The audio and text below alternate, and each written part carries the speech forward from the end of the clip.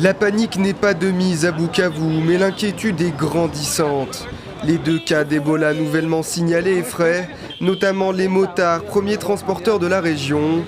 L'un d'entre eux, Amani Rutambo, a décidé de suspendre ses courses dans cette nouvelle zone touchée par le virus. Je suis conducteur de moto et je transporte chaque jour des clients que je ne connais pas. Il est donc possible de transporter quelqu'un atteint du virus sans le savoir et on peut facilement être contaminé. Nous avons peur de cette maladie. Tout ce que je peux demander, c'est que l'État nous protège. Longtemps cantonné aux régions rurales du Nord Kivu et après une incursion dans la province voisine d'Ituri, le virus Ebola touche désormais le Sud Kivu à l'est de la RDC. Si bien qu'une réunion de crise a eu lieu à Bukavu au cabinet du gouverneur avec des équipes de l'OMS. C'est une femme qui est désormais décédée de la contraction du virus. Son nourrisson est lui pris en charge par une équipe médicale.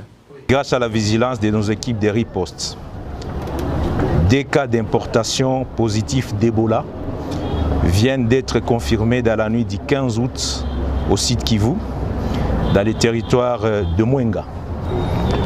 J'appelle la population du site Kivu, particulièrement celle de Bukavu, du territoire de Mwenga aussi, à garder son calme.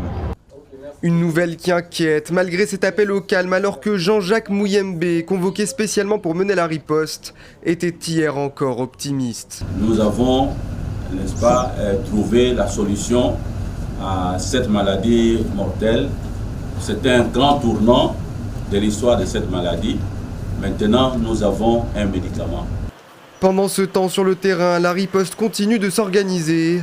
De nouveaux centres de traitement sont construits à Bukavu, notamment au niveau des cliniques universitaires.